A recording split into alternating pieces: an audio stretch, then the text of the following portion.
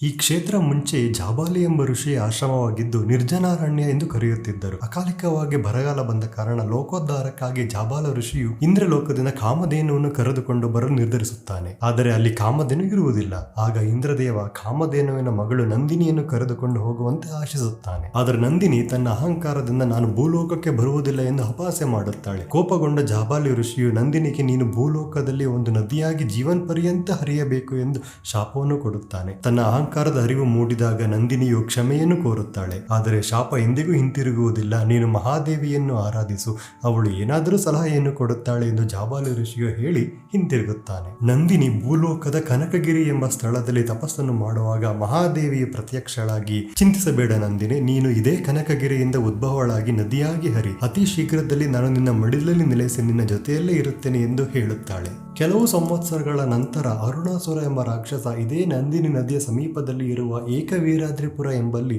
ರಾಜ್ಯವನ್ನು ಆಳುತ್ತಾ ಇರುತ್ತಾನೆ.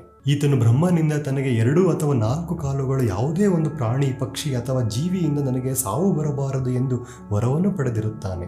ಈ ಅಹಂಕಾರದಿಂದ ಜನರನ್ನು, ಋಷಿಮುನಿಗಳನ್ನು ಹಿಂಸಿಸಿ ರಾರಾಜಿಸುತ್ತಿರುತ್ತಾನೆ. ಇವನನ್ನು ಸಂಹಾರ ಮಾಡಬೇಕೆಂದು ಮಹಾದೇವಿಯು ಅತಿ ಸುಂದರವಾದ ಮೋಹಿನಿಯ ರೂಪವನ್ನು ತಾಳಿ ಭೂಲೋಕಕ್ಕೆ ಬರುತ್ತಾಳೆ. ಇವಳನ್ನು ಕಂಡು ಅರುಣಾಸುರ ಮೋಹಗೊಂಡು ತನ್ನನ್ನು ಮದುವೆಯಾಗಲು ಕೇಳಿದಾಗ ಮೋಹಿನಿಯು ತಿರಸ್ಕರಿಸುತ್ತಾಳೆ. ಕೋಪಗೊಂಡ ಅರುಣಾಸುರ ಬಲಾತ್ಕಾರ ಮಾಡಲು ಪ್ರಯತ್ನಿಸಿದಾಗ ಮಹಾದೇವಿಯು ಒಂದು ಕಲ್ಲು ಬಂಡೆಯ ಒಳಗೆ ಹೋಗಿ ಅದೃಶ್ಯಳಾಗುತ್ತಾಳೆ. ಅರುಣಾಸುರ ತನ್ನ ಖಡ್ಗದಿಂದ ಆ ಬಂಡೆಯನ್ನು ಇಬ್ಬಾಗ ಮಾಡಿದಾಗ ಆ ಮಹಾದೇವಿಯು 6 ಕಾಲುಗಳ ದುಂಬಿಯ ಆಕಾರದಲ್ಲಿ ಅಥವಾ ಭ್ರಮರಾಕೃತಿಯ ರೂಪವನ್ನು ತಾಳಿ ಅರುಣಾಸುರನನ್ನು ನಿರ್ದಾಕ್ಷಿಣ್ಯವಾಗಿ ಕೊಲ್ಲುತ್ತಾಳೆ.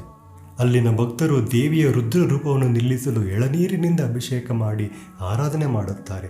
ಶಾಂತ ರೂಪಕ್ಕೆ ಬಂದ ಮಹಾದೇವಿಯು ಭ್ರಮರಿ ಅಥವಾ ದುರ್ಗಾ ಪರಮೇಶ್ವರಿಯಾಗಿ ಇದೇ ನಂದಿನಿ ನದಿಯ ಮಧ್ಯದಲ್ಲಿ ಲಿಂಗದ ರೂಪವನ್ನು ತಾಳಿ ನೆಲೆಸುತ್ತಾಳೆ.